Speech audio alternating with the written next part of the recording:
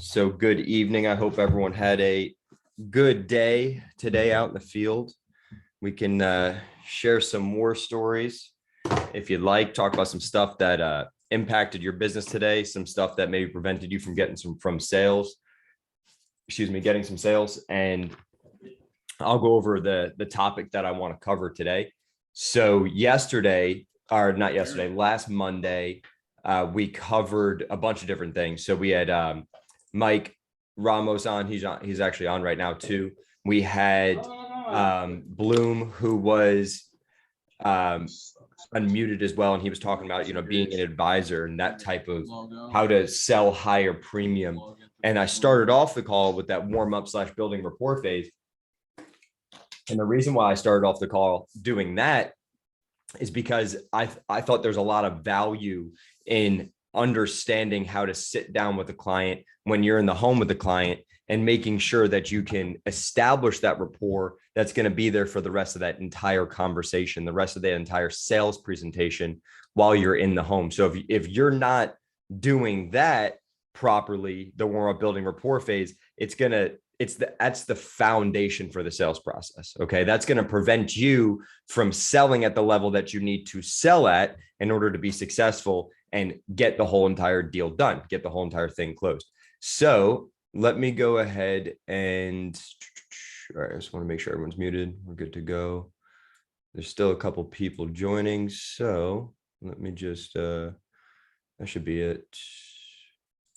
All right, cool. All right. So I got a couple more in the waiting room. I'll just admit those ones and we'll keep it rolling. All right, cool. So thank you everyone as per usual for joining. So tonight, all right, so we were talking about last call exactly what I just explained. So tonight I want to talk about taking control of the situation itself. Okay.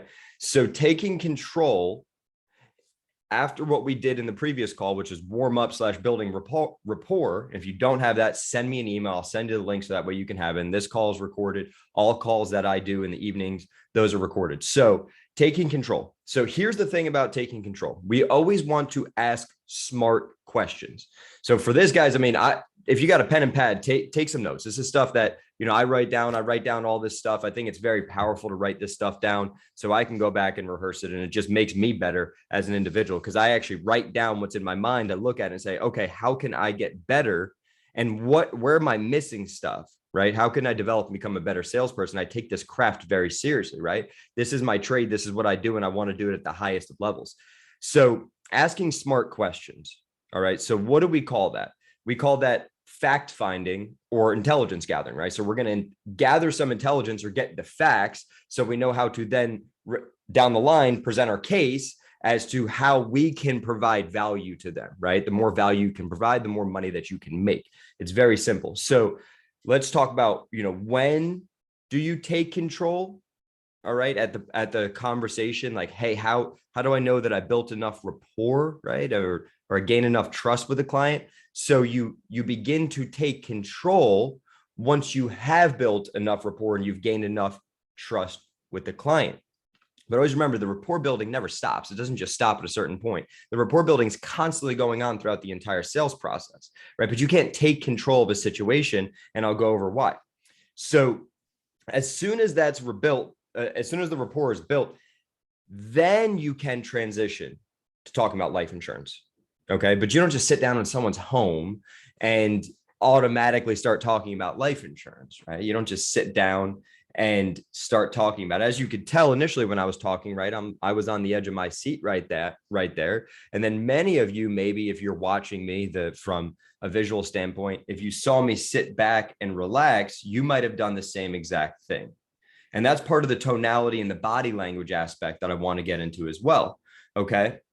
So remember, once you build that rapport, you got that trust, then transition. And you'll figure out by asking the right questions if you have got the right amount of rapport and trust built with the client. If the client doesn't trust you, they're not going to allow you to ask probing questions, right? So who do you have your life insurance with? No, that's personal.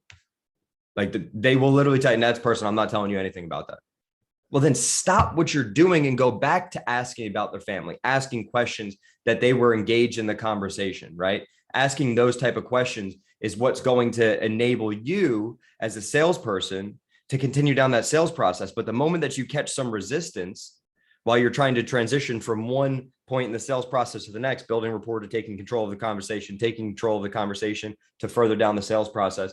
Once you hit that wall and that barrier, it's something that you might have done wrong. So you need to loop back around. And when you loop back around, you found where you had that common ground, talking about their grandchildren, right? Talking about your child, talking about value in having this product or whatever it might be, instead of going down the line, which is what we're about to talk about, and being a nosy salesperson, right?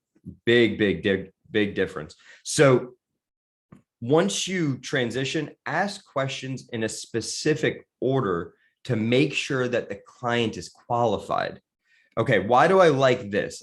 Asking questions in a specific order. So you guys remember the discount questions that we have in the training. So you got the discount questions. You just want to find out if they have a bank account. But there's a manner in which we ask those questions. You don't just sit down in someone's home and say, hey, do you have a bank account? Right? Like you're leaning forward on the edge of your seat. Do you have a bank account? Now, what's your social security number? Right? You sit back, you relax, you have a normal conversation. They like you, they trust you. And when someone likes you and they trust you, they're willing to volunteer the information that you need in order to lock down the deal, to get the deal done. Okay. So that's what I'm talking about when I say use certain tonalities and body language. And those tonalities and that body language is probably one of the most important things, because it's something that you do unconsciously and you don't even realize that you're doing it. Okay. But now that I make people aware of this all the time, right? I'll be sitting with an agent, trading with an agent, and I'm in the home and I'm doing the presentation, let's say, for example, and the agent's just sitting on the edge of their seat. Like I literally will take my phone out and I'll text that person and I'll say, sit back, like relax. If the client's on their edge of their seat, you could be on the edge of your seat, right? But people mimic each other's body language, right? So just, they put their hand on your face, you put your hand on your face, they put their hand on their face, etc. People like people that are like themselves, similar, right? That's why building rapport and common ground is so important, because you find something that you have in common with each other. You're similar to them. So when you sit back, right, you're relaxed. That's what you want the client to be, relaxed, and you're having a great conversation. So that's why I say, and then pay attention while I'm going through this as well, pay attention to my body language, right? When I move my hands, how I talk, the voice inflections, the tonalities that I have when I want to get a certain point across. Tonalities are very important. And sometimes you may not be aware of when you're using them and not using them properly. But pay attention to what I'm saying, because I'll do it sometimes myself. So that's just being conscious of it, right? Being conscious of exactly what's going on with your body language and your tonality. And just kind of have that little mental note in there, because I've seen it a million times. I'm a victim of talking too fast, because I'm from New York. I grew up in New York, and that's just the way people talk. I moved down south, and you need to slow down, not because the people are slower, because it's just a different culture. And when you're in a different culture of people, they actually genuinely care what you have to say. They want to listen. I always tell people the story of, and it's funny, I just met someone. I was at the gym on Saturday and I was talking to him. He just moved here from the area that I'm from in New York, very similar area. And he was like, the people are so nice here. I'm like, I know. I was like, in New York, when you say, hey, how you doing? That doesn't mean talk to me. Hey, how you doing? Just means hi, and you keep going. Right? It doesn't mean like have a conversation. But I moved down south and I said, hey, how you doing to someone? And they stop, they look at me and they're like, I'm good. How are you? And I'm like, I don't know what you just said. That does not make any sense to me. We don't talk to each other. So it's just different, and being aware that, hey, talking too fast sometimes can kill a deal.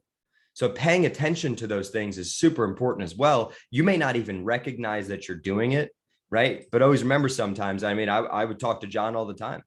He just talks too fast sometimes, a million miles a minute, and you got to slow down and be aware of that, because confused people don't buy. And I'll tell you, there's many reasons why people will be confused. And one of them is that you're not getting your point across in a clear manner. And it can be simply because you're talking too fast, right?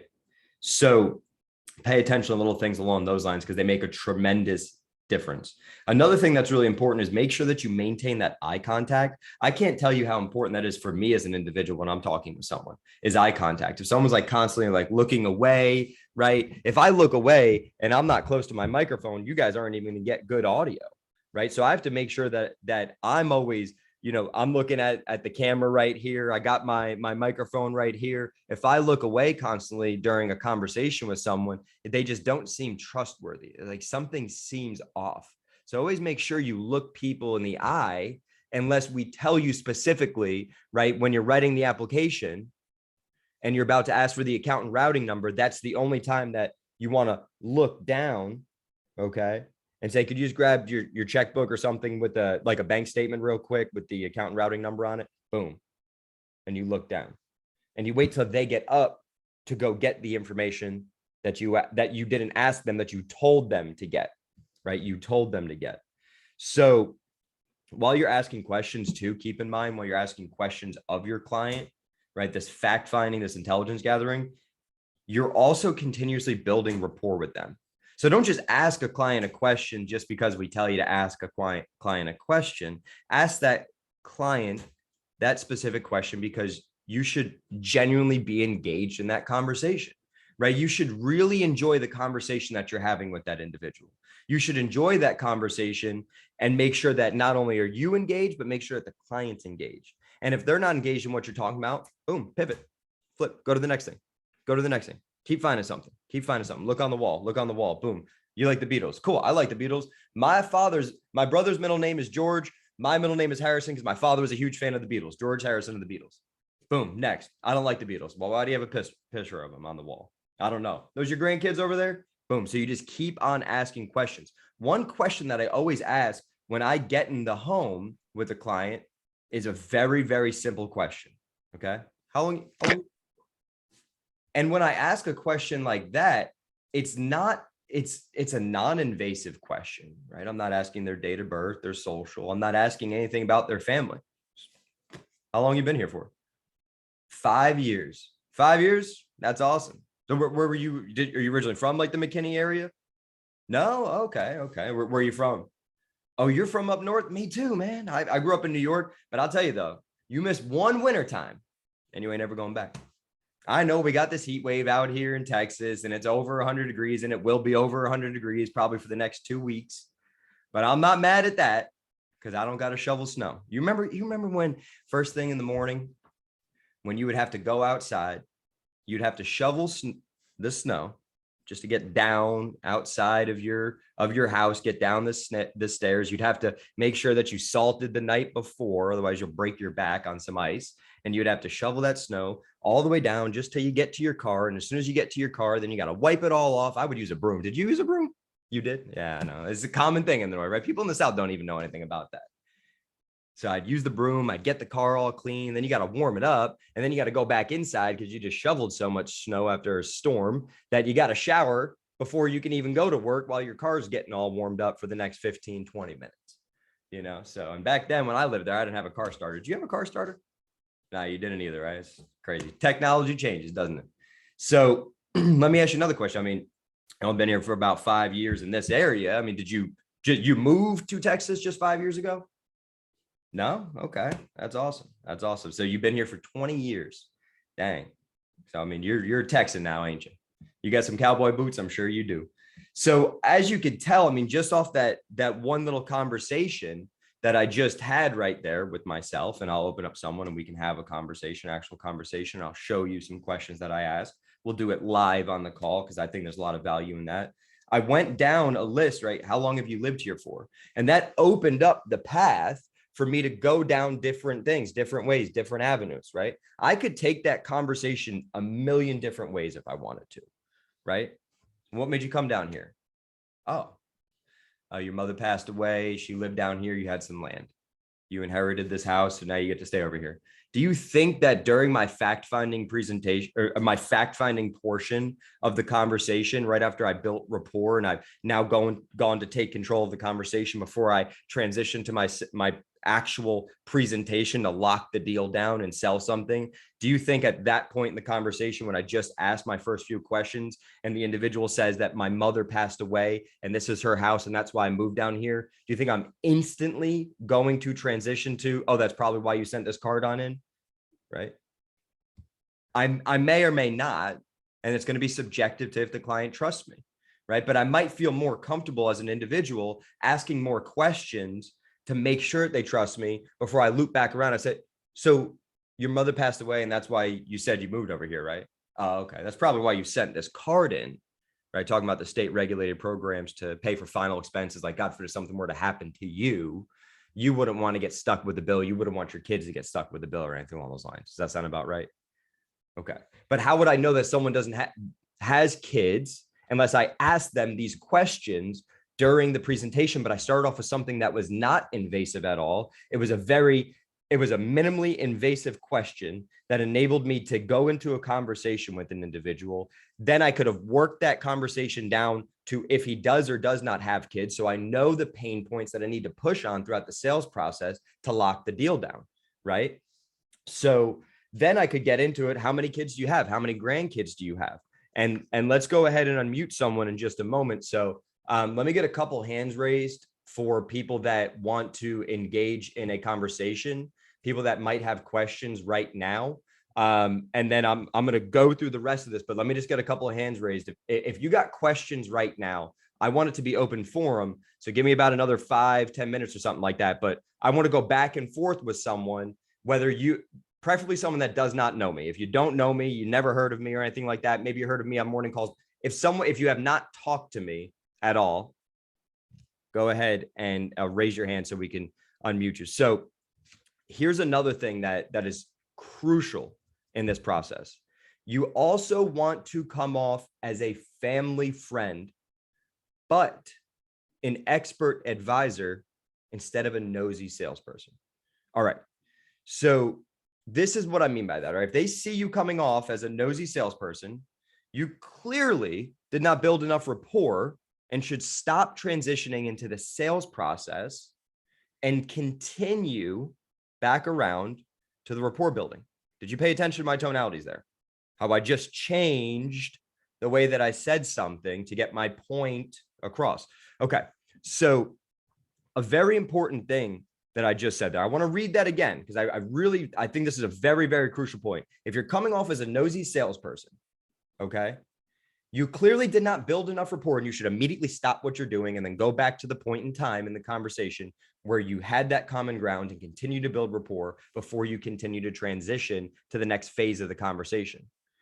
So transitioning after asking all the questions with your great rapport building while listening intently, okay, that's the key, right? That's when you have the ability to transition because you have great rapport and you've listened intently. And in fact, what I see a lot of too, with a lot of agents, I see a lot of agents that write down notes during the conversation. So what'd you say the name of your kids were, right?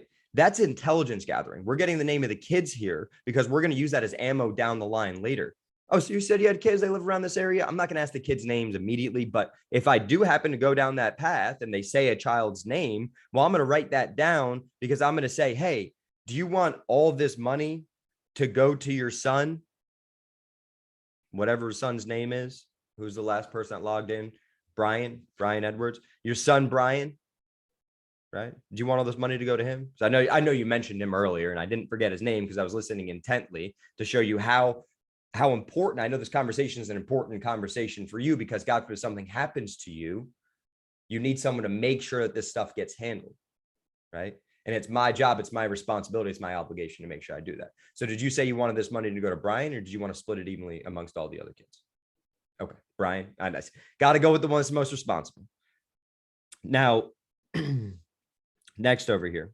So essentially what you want to do throughout this point in the conversation after you gather all this information is you want to determine what the best fit for the client is based on all the information that you've gathered. Okay. So think about this, right? If a client has 3 different policies, 4 different policies, 5 different policies in the home, are you going to be the 6th agent? No, you're not. Right. So based on all the intelligence that you gather and you figure out the client has 6 different policies, right? You need to make sure that you could get with someone that can help you figure out how can we take all of those policies and bundle them into one. Bundle it into one, not cancel, not replace, bundle, upgrade, right? Oh, Miss Mary, yeah, we're going to take your 2-year waiting period and we're going to upgrade you to something that kicks in immediately. So that way you don't have to wait 2 years before it starts. So let me ask you a question, Miss Mary. Did you guys just see how I leaned forward and I took control of the conversation? Let me ask you a question real quick, Miss Mary. If you had car insurance, hypothetically, right? And you paid for that car insurance, all right? You pay a lot in Texas, you pay a lot of money. Sure, it's over $100 a month, right? Pay for that car insurance. You go out and you get into a car accident the day after you paid for it. First time you ever had that company. And you get into a car accident. Would you be upset if it didn't pay? I sit back. That answer the question. Go ahead. Yes, I'd be upset. Me too. In fact, when I looked at all these medications, everything that you gave me over here, I realized that your health is so good that there's no reason you wouldn't qualify for coverage that would kick in immediately and you wouldn't have to wait 2 years. Does that make sense? Right? And that's the type of process that I want y'all to have. That's the type of power in a conversation that can get a deal done, right? Make sure that everything's done for that client and in their best interest, and you'll never have any issues, and you'll make a lot of money in this business. So I know I said this a million times, but I'll say it again. Not only until the client trusts you can you transition to the sales process. So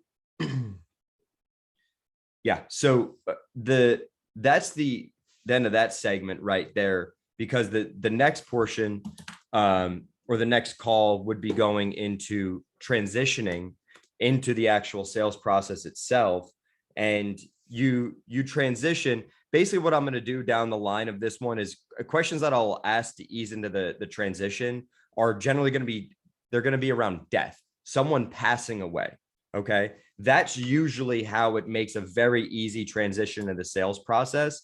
But you guys all know this, when someone establishes themselves as an expert, it's very easy to trust them. And it's very easy for me to transition to the next phase. In fact, they're asking me questions a lot of the time because of how much sense I make as an individual when I'm in that home, right? They genuinely trust me because of every single thing that I did, from last call, which was building rapport, to this call, which was taking control and really enjoying the conversation that I had. I was listening intently to everything that they said, right? And I hit it off with myself in that former Northerner conversation that I did over there. So that's taking control. Questions. All right. So I have a question in here from Alexis, and let me see. Is anyone going to raise their hand that I can unmute you, so that way we could do a little back and forth. As a new agent to Final Expense Services, do we have to know everything about carriers and e-apps before we start, or the agent helpline? Yeah, the agent hotline for sure. That's gonna help you. So let me explain the origin of the agent hotline and kind of how we came up with that idea. So the agent hotline, we started that at the end of 2018. The beginning of 2019. And we thought that was one of the most powerful tools that you can have, because what we found is a lot of people in this industry have little to no support, right? They get a contract and that's it. And they don't have anyone to talk to. They don't have a call like this, or they don't have a morning call, 8 a.m. Central Standard Time every single morning. So we needed to make sure that if your upline is on the phone with another agent helping them in the home, that you always have access to someone. And the reason why I love the agent hotline is because the power of it is that you, as an agent that might be more green, can have a conversation with anyone. Anybody can talk to anybody. You don't have to be an expert in insurance to sit down and have a simple conversation with a client, but you can get an expert on the phone at any point in time. So I don't need you to know everything about the insurance carriers. I need you to know nothing about the insurance carriers. Actually, people always ask me, like, if I'm on the phone and I'm recruiting an agent, talking to an agent, and they always ask me like, yeah, tell me about like these products, like, and how do they work? Do you have like an illustration that you could draw me up for this client or something like that? Like, no, this is final expense, whole life insurance. No matter how old you get or how sick you get, the price never goes up, the amount of insurance never goes down, and it lasts your whole life. Every company's the same. Nothing changes with all the companies. That's it. The product's the same. Product doesn't vary. So at its core, that's all that it is. Difference between Prosperity and AmAm, to me, right, for the carriers, nothing. I mean, in your pitch, you can incorporate something in your pitch. Of course, if you'd like to, just go off their marketing material from the carriers. But for me, the clients don't even know who they have until the deal's already done. So answer your question short, absolutely, Alexis. Yeah, you can kind of just call the hotline. Let me see over here. Let me find someone. Mike, can I mute you? Ramos, are you unmutable? Let me see. Ask to unmute. 1 second, John. Can you hear me? Yeah, I got you. Okay, cool. So if you guys don't know Mike, this is Mike Ramos. He's on every single one of these calls. Hey guys.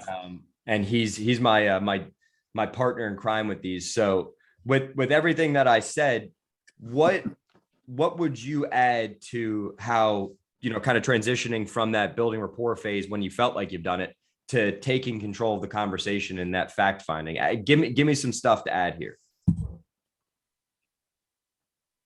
Well, I think that like what you had said about the way I like to say it is being present during your presentation, and so you're using their words to then transition over there. So so for example, like if they tell you that, shoot, I lost my train of thought, buddy.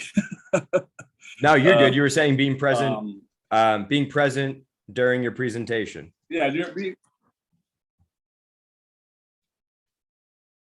I think you're cutting up a little bit. Yeah, we lost him there.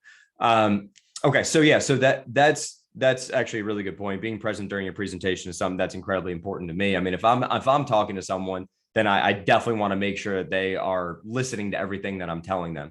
So, Mike, you're back. I don't know where you are on my screen. I see you top right-hand corner. I don't know if your audio is good, or if you want to dial in, you can try and dial in. I tried to unmute. Yeah, no, there you go. Sorry. Oh, there you go. I heard you for a second. Can you hear me now? Yeah, I got you. Yeah, so anyways, what I was trying to say is what I want to do is try to use what they're telling you. And when you're building that rapport, just make a mental note. I used to take notes right when I used to first got into the business, and I realized that when you're doing that, it doesn't seem like you're engaging with them. And so you kind of want to have that back and forth a little bit with them, make a little joke, like you were saying before, use the surroundings, use things in their home, like the pictures. If you see something with the football on there like that, or something like that, you want to be able to just find some common ground with them. And that's going to help kind of break that ice a little bit. But we're all salespeople, first and foremost. So we want to.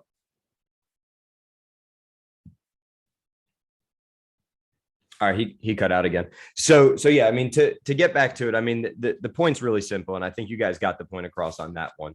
So the thing that I absolutely love about this is something that this kind of helped me later on in my career, because there was things that I wasn't aware of. I just simply wasn't aware of what I was doing wrong. I didn't know that I couldn't sit on the edge of my seat. I didn't know that I couldn't talk really fast to clients. I didn't know that if I just said something that they may not understand it.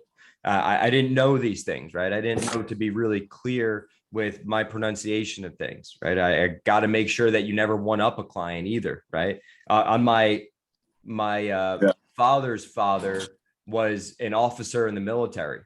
Okay. So if my father's father was an officer in the military, and most of the clients that we sit with, if they're going to be, most of them are going to be enlisted men, I'm not going to say, oh, my father's father was an officer in the military, he was a lieutenant, and you might not have been, right? You were just an enlisted man, or you just a non-commissioned officer, right? So for me, that's an important thing that I never realized. Hey, don't one up a client, right? Never one up a client, never say that. I wasn't in the military. Why would I try and offend someone, right? And I didn't even know that I was doing it, right? Oh, I went to college. Well, a lot of our clients might not have gone to college, right? So don't try and insult someone. In fact, take what they're telling you. And if they say, hey, my daughter just graduated and she graduated with a 4.0, you don't say, oh, well, high school means nothing. College means nothing, right? Yeah, but she's going to a great school and stuff like that. Don't offend them. Take every single opportunity to compliment them. And when you're complimenting the client, That's a very, very powerful way for them to begin to trust you even more and more and more.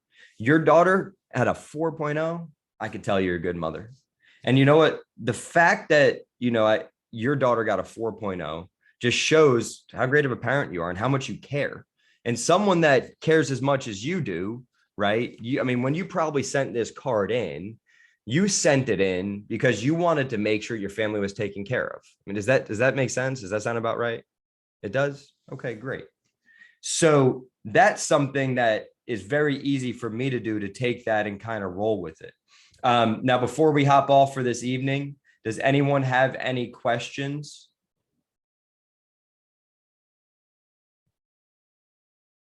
Yeah, great point, Nate. Tell stories. I love telling stories. Mike, do you want to add anything? I know your audio is a little in and out. We can't hear you, by the way. Okay. Can you hear me now? Yeah, I can hear you. Hear me now? Okay. Let's say Brianna Campos had went on a ride along with me. This was, I don't know, 6 months ago or so. And I remember when we walked into the house, the customer, my client, was a little, just for some reason, didn't really trust her very much. And it was kind of weird because I met with them the night before. He's going in and out tough. Yeah, sorry about that, guys. But Mike, you cut in and out again. So we'll keep your story for next time over there. Because I can't hear you and it keeps going in and out. I'm sorry about that. But I think I kind of got the point of exactly what you were saying. And when you're sitting down, you're talking with a client for whatever reason, if they don't trust you at all, and what a lot of these clients actually do this all the time. You walk right in the house and they just don't trust you. And you're like, I have no idea how to talk to someone that doesn't trust me. Well, sit down and just, relax, take a deep breath, sit back, find a way to engage in a conversation with them. People hang stuff on the walls that's important to them. So clearly when you see stuff on the walls, that's something of value to them, right? Whatever it might be. If it's a candle that they have and you see that it's a candle for Christmas, maybe they like Christmas. It's, and we're in June right now. It's like, why do you have a candle for Christmas? Maybe they're a big fan of Christmas. Who knows? Right? They leave their Christmas lights on all year round, and that's their biggest thing. Why is it their biggest thing? Well, because their spouse passed away at that time of year. It's their favorite time of year, and they never want to forget it. Right? So we never know why, but those little things when we walk into a client's home are very crucial and very important for us to go ahead and help us start building that rapport immediately and continue the rapport building process throughout the entire sales process from the beginning to the end. Mike, we'll give you one more shot. No. Yeah. Can you hear me? Can you hear me now? Yeah. Okay. We'll try again. Yeah. I don't know what the heck's going on with my phone. It's just bad connection. But anyways, to finish what I was saying before, the client really didn't trust us together. I don't know. It was kind of weird. But what she did, she handled it really, really smooth. She first of all gave her a compliment on her nails. I think it was. Said she liked her nails. Gave her a compliment. They asked her one of the things I like to do too when I get into the house. I always like ask the client to do something for me. So they typically will ask if you want some water, or if you need something, I'll say, sure, go get me some water. I want them doing something for me. So this way, again, they feel like they're, like I'm a guest in their home, and like I'm supposed to be there. Because sometimes, when you go to the house and you knock on the door, you could tell that they don't want you there. And so you got to try to break that down. And like I said, it was really kind of nice to see the way she gave a compliment, the way she stuck with it, the way she engaged, asked questions. You could tell that this lady was really passionate about her grandson. And so she had a poem that her grandson wrote, and she wanted to bring it out for us to look at. And so then Brianna offered to go ahead and read it to her, which again, that just made this lady's day and helped me have a really big day that day. So, again, you just want to be engaging with them. You want to have that dialogue back and forth with that client, because the more you do, the more information you find out from them, the more it's going to help you close these sales. and also look at other opportunities that you have available to offer them other products as well. So yeah, that's actually a really good point, because there's few agents that would take that and actually say, hey, I want to engage in a conversation with that client, and I'm going to go above and beyond, because a lot of agents might just like push through that. Oh, okay, your grandson wrote something, so do you want to buy life insurance, right? And not actually stop during the conversation and and do something along those lines, which I think, I mean, that's a lot. There's a lot of value there. We have someone, Ray, I'm going to ask to unmute you, buddy. Go ahead. It says that you got your hand raised. I just had a question. I was in an appointment a couple days ago. I called Mike when I was in there, but I could not get this guy to trust me for anything. Like just like Mike mentioned, you walk in and the guy just doesn't want you there. And then a lot of times I can get through it. But this time I could not. Like, I got Mike on the phone because I was just stuck. And the guy had mentioned he had money outside. His house was paid off and he had money in the stock market that he was losing money on. And I said, okay, well, would you rather put that into something where you don't lose money anymore? And he's like, of course I would, but I don't think I want to do that today. And I said, oh, okay. Well, how much do you have? He's like, I really don't want to talk about that. And it's like, oh, okay. So I got Mike on the phone, like I said, because I got stuck, but I could not turn this guy. And like you said in the beginning, if you come across as a nosy salesperson, you haven't built enough rapport. And I think that's what happened. But anyway, I guess my question is, what do you do in a situation like that where you've come off as a nosy salesperson and you've circled back to build rapport, but they're kind of on to you? You know what I mean? It's kind of like I was out of luck before I knew it. Yeah. All right. Role play with me real quick. So Okay. you can go ahead and be that guy as much as you'd like. So let's start off from the start. Okay. So this was a final expense client. You're sitting down with them, right? Correct. Okay, cool. All right. So Ray, we're going to do, and this is going to be good, guys. Everyone pay attention. So Ray, so how long you been over there for? Been here in this house 5 years. 5 years. Nice, man. How you like it? It's good. You got some good neighbors, bad neighbors? Yeah, good. All good. Yeah, that's good. You guys cook out sometimes, have nice little barbecues? No, not really. We keep to ourselves. Man, you know what? That's very common these days. I'll tell you though, when I was growing up, when I was a kid, we were allowed to go out, hang out with the neighbors, as long as we were home before those street lights came on, we weren't getting in trouble. Nowadays, right? No one knows their neighbors. Isn't that weird? Totally. Man, it's a different era than what it used to be. I'm sure when you were growing, it was kind of the same exact way, right? Absolutely. Yeah. Big difference, man. So 5 years you've been in this house. I mean, were you originally from this area? No, we're from Michigan. Michigan. Wow. Okay. So you came all the way from Michigan, all those Great Lakes over there, all the way down to Texas. What brought you here? I just wanted to shovel some sunshine for a change. Shovel the sunshine instead of the snow? Yeah. Oh, yeah. I don't blame you, man. I did the same exact thing. I'm actually from the north originally. So when I personally, you get away for one winter time and then you're done. You never want to go back. And I'm sure your family's grateful too that you're down over here. I see you just mentioned that we got away. So you got some kids? No, just me and the wife. But yeah, the kids come for a visit in the winter time, and they eventually, I think, will make their way down. I think they're probably grateful that you moved down over here. I remember when I was living in New York, it was kind of like a thing that all retired people moved to Florida. So like my grandparents, they lived in Florida. So in the summer times, we get to like visit them for like 2-3 weeks sometimes. And that was super cool.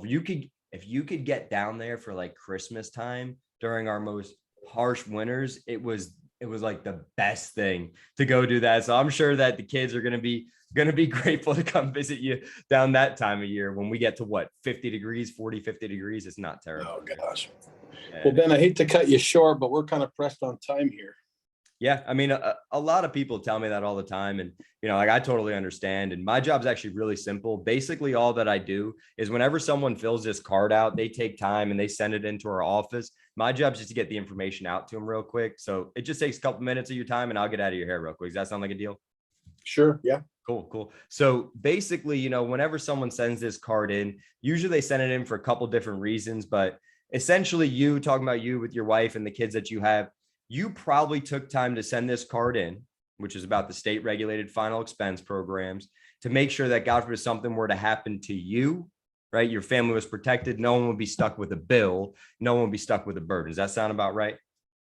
Well, they won't be stuck with a bill or a burden anyway, but it said a free, the way I read it, it looked like a free uh, thing from the state, basically a free benefit for seniors. Yeah, no, absolutely. And I know nothing's free, but I wanted to check it out anyway. Smart man, ain't nothing free in this life. But no, I get it. I get it. And a lot of people say that, and you're right. I don't charge any money. I don't collect any money or anything along those lines. Like I said, my job is just to get you out the information and show you what you qualify for. So it's actually really simple the way the programs work. So I'll kind of explain it real quick. If you got questions, just let me know. But the way that it works is what they did is they took the 15 largest companies in the state. They put them into one program. That way they can make sure it's easily affordable. So no matter how old you get or how sick you get, the amount you pay per month never goes up. The amount of insurance you have never goes down. And it's designed to last your whole life. Does that make sense? Yeah. Okay, cool. So that's pretty straightforward. So let me ask you a question real quick. I mean, do you have anything in place? Yeah, our house is paid off. The house is worth now, who knows? We bought it for 400, 5 years ago. It's worth whatever they want to tell me it's worth. But yeah, I've got some money in the stock market. I've got other retirement funds. So we're doing okay. I just wanted to find out about this, state of Arizona thing and what it can do for me. Yeah, no, that makes a ton of sense. I totally get that because, a lot of people that send this card in, they're not always prepared for the future. So someone like yourself, I mean, honestly, just sitting down for this couple minutes that I've been talking to you, you sound like a very sharp guy, very, very intelligent. A lot of people that I sit down with, they don't even have any insurance in place, let alone they didn't prepare for the future with like what you said, you got some money in the stock market and stuff like that. And I get it, man. And the stock market can be brutal. I was actually securities licensed for many years. But I will tell you that the stock market can be really harsh. And I know you were probably working during the recession of 2007, 8, and 2009 in that time frame, right? I was, yeah. Yeah. I mean, I saw this with my own family members. What happened is a lot of people, and tell me if I'm wrong, they got their retirement accounts cut in half, which meant they had to work an additional 5-10 years instead of being able to retire at 60, 65. They had to keep going. And that's just a terrible thing. And I'm sure you kind of experienced that, but you were obviously younger at that point in time. So it didn't hurt you as bad. Is that right? Yeah, I retired right at that point. But, to give you a frame of mind, I voted for Carter way back in the day. Okay. So I've lived through the Carter days too. Man, so you've seen it all, huh? The good and the bad. Yeah. Yeah, I wish I never voted for that guy. The one time I voted that direction. It didn't work for you? This is truly what he said. I'm not making this up. Yeah, that's crazy, man. I mean, right now, the thing is, gas prices being over here is about $5 a gallon. That's crazy. When was the last time you saw $5 a gallon? Never. It's insane. And the thing is, what I've seen is that just because the price of gas is $5, every single thing that you and I buy that's in our refrigerator or in our home, if it's a golf ball, don't matter. Anything that we have in our house comes by truck, and that truck fills up with gas, and the price of gas goes up. So all those prices have to inflate and stuff. Everything's going up in price. And while everything's going up in price, the stock market's going down. Is that right? Stock market just keeps crashing every day, it feels like, right? Oh yeah. I'm down probably 5 or 10 grand now. Yeah. 5 or 10 grand. But it'll come back up. Yeah, I mean, I'm sure it always comes back up. It does. But the biggest issue that I really see with a lot of seniors, especially when they're on a fixed income, and like you said, you're retired now and everything along those lines, is it's okay to lose money when you're working, right? When you have the money to replace it with income down the line, because you still have income coming in. But when you're on a fixed income, I mean, you're running into the difficulty of, hey, if I lose this money, this is my nest egg. Right. I can't lose money. I can't take the risk of a 30-year-old at my age today because I don't have my working years. I don't have my youth to work and make that money back. I mean, is that right? Yeah, exactly right. Yeah. So that's kind of the biggest thing. And there's actually a really cool thing that has been around for many years, but the way that it works essentially is you're guaranteed to never lose money. I know if you went into your stockbroker's office or wherever you might have that money at, they could never use the G word. They could never tell you that you're guaranteed to never lose money, right? And if I just told you, right, that I had one company that said you're guaranteed to never lose money, or one company that said that you could lose money, right? Which one do you think would make more sense? Which everything remain the same, right? One guaranteed, one non-guaranteed. Which one would you prefer? Always the guaranteed for sure. Guaranteed, right? Smart man. And that's kind of the thing that I look at it is like, what's safety and security? What does that mean to me, right? Where's the value of that when it comes to it? And especially as you get older, I mean, hey, you got kids, maybe you want grandkids down the line, you want people to come visit you. You never want to ask your children for money. No one wants to ask their children for money. So the safety and security aspect of it is probably the most crucial thing. And what I look at is how can I guarantee you a way to make sure that you never lose money, but not only just not lose money. Let's say, for example, you had $200,000 in the stock market. Okay. Well, if we took half of that money and we took $100,000 and we put it into this product that you're guaranteed to never lose money, and it grows by 10% next year, we took 100,000, now it's 110,000. Not only could you not just lose that 100,000 you put in, but that extra 10,000 that you made in interest, you couldn't lose that either. So principal plus your interest. Right now, and I might be wrong, but you tell me, right now, with $200,000 in the market, let's say that's what you got, that $200,000 in the market, could you lose all of that? I think it's not likely, but yeah, it can happen. It's possible, but yeah, definitely not likely. I completely agree with you. It's definitely not likely, but you could hypothetically, right? If the world was ending, but more than likely you could lose 30%, right? Yeah, it's certainly looking that way for sure. And if I was to pull up Ford stock today, right, a great American company, reliable, been around a long time, and I looked at it on 1 year chart and it was down 40%. I mean, it's quite the hit, man. I mean, it's really brutal to see our companies going through this that we love, great American companies that we invest our hard-earned money into. I mean, so basically what I'm saying is let me do this, Ray. Just give me like a ballpark figure. How much would you say that you have in the market right now? Just a ballpark figure. Yeah, I'm not super comfortable sharing that with you just yet. I've got a finance guy, and a lot of them told me to do this and that and the other thing. I kind of went the other way and did it on my own and have come out better for it other than this recent stock market decline. But yeah, I've got my own guys that I could run it by. I'd love to know what kind of product this is you're talking about and ask them about it. That actually makes a ton of sense. And I'm actually really happy that you said that, because the most important thing whenever it comes to looking at alternative products like what you just mentioned is you got to make sure that you trust it, right? And if you don't trust me, right, you definitely ain't going to trust me with any of your money, your hard-earned money, let alone trusting it in the stock market. I mean, that's very clear as day. I mean, that's obvious, right? Right. Mm-hmm. Yeah. So basically what I could do, and I'll ask you a simple question, right? I don't want to be too invasive. Would you say it's north or south of $100,000 so I can actually run some stuff and give you some information on it? I really don't want to say at all. I really like to keep that stuff private. That's good. That's good. That's good. So how many years did you work to save all that money? Oh, well, I was a telephone repairman. I think I've been working, I think I worked 55, 56 years. Man, 55. Wow. That's a long time to do anything. So you must have been the top of the heap when you retired. Well, yeah, near the top anyway. I guess I'd like to think so. Well, I mean, you were more of a senior guy than the brand new manager that came on. I'll tell you that much. So that's important. Okay, cool, man. So now let me go back to this real quick, because I know all that money and everything you got's important. And I could get you the information. The information's really simple, and I could do all that. Okay, I could get you every single thing that you wanted to know. But let me ask you a question, just to kind of go back to what we were talking about earlier. Is you said that you have life insurance. The life insurance that you have, was that through the job that you had before? No, it's just private stuff that we own, and most of it is not so much life insurance because our plots are paid for and our burials are paid for already. It's just more that we have, pension and retirement and IRAs and those kind of things. Okay. That we rely on. But if they were all to go away tomorrow, we can still live in this house because it's paid off and it's just lights and food and gasoline. Man, but obviously we'd rather have a nicer life than a worse one.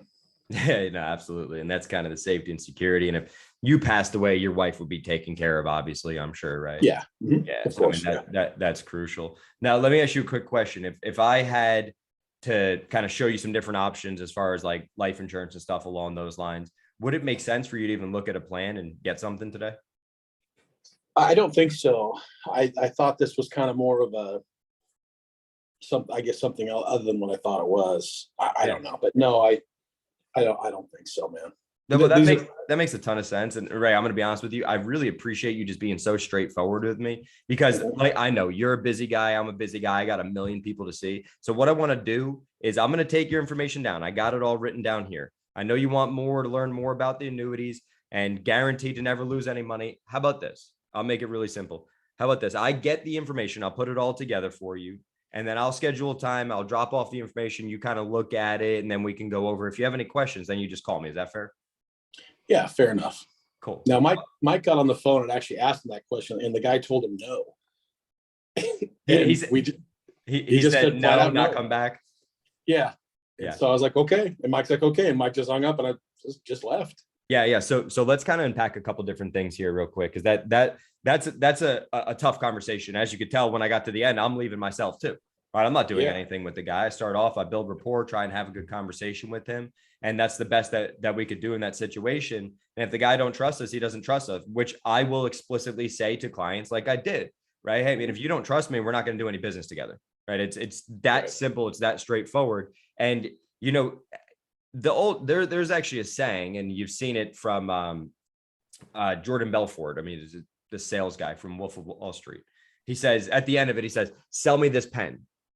And the thing, what he's saying is you can't just sell someone a pen if they're not in the market to buy a pen. I mean, I don't want to spend $300 on a pen right now.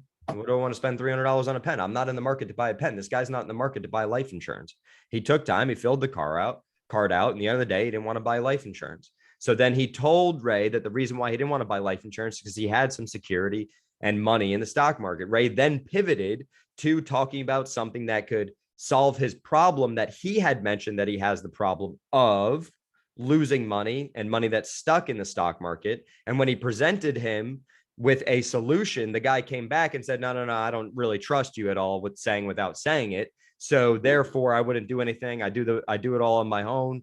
Right. But now at least you have a lead, and this is a lead that may be a colder lead, but it's lukewarm, and it's a lead that you could potentially go back to and you could forge a relationship with someone. Doing an annuity sale is a lot more complex than doing a final expense sale. These are not one-sit closes by any means when you're doing an annuity sale, but at least you have someone that's in your pipeline that you could send a Christmas card to. Hey, Ray, let me write a note down here for you. I get home, get to my house. Hey, Ray, thank you so much for taking time to meet with me. I know I didn't have any, I know, you know, you didn't want to get any life insurance or anything along those lines, but I genuinely appreciate you taking time out of your day to sit down and talk with me. So what I want to do is I just want to go ahead and get this information to you sometime in the future, you know, but you got my card. If you need anything, just feel free to call me. And then you put them on your list, on your send out cards list. And then when you put them on the send out cards list, you send them another card. But a guy like this is someone you don't want to lose in your mind, because when he loses another 20%, he's going to be thinking of, oh, let me call this insurance agent that talked to me about this.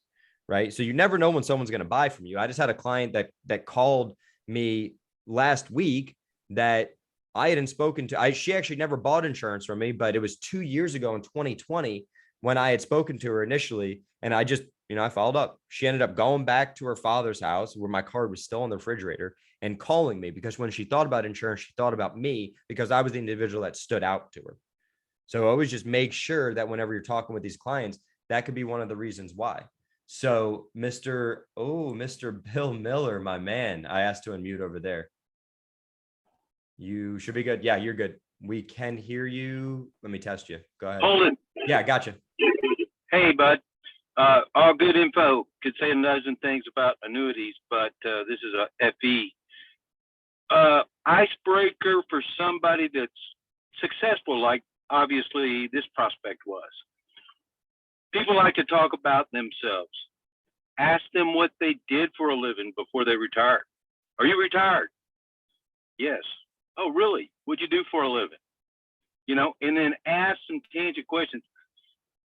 I find that I break a lot of successful people, crack their eggs, so to speak, and get them to talk when they talk about what they've done all their lives. You know, talk about their successes and whatnot. Your role play eventually got to that, you know, that he worked for the phone company for 55 years or whatever. that would have been one of the first things I asked after, you know, how long you been here, what brought you here, and so you're retired. What'd you retire from? Again, that's not a question for every FE client.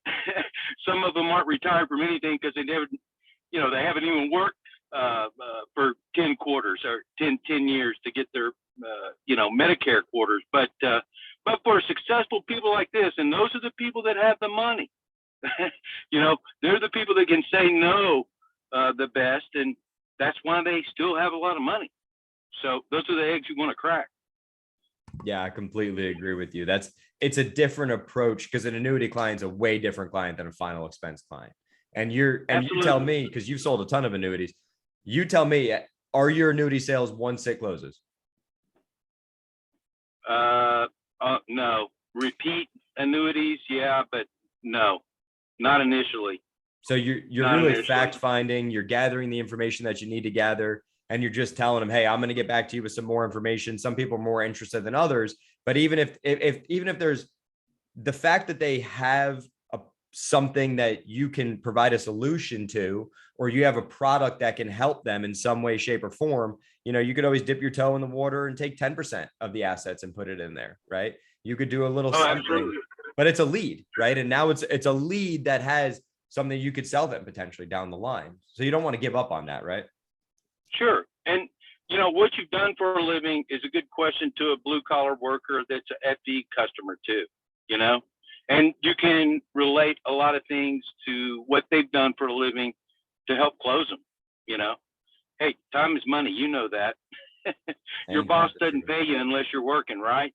You know, so there's a lot of things that can lead to closing the deal by using analogies and stories that they've dealt with all their life, you know. Completely agree. I've found that, you know, I like to know who I'm talking to, and people love to talk about themselves.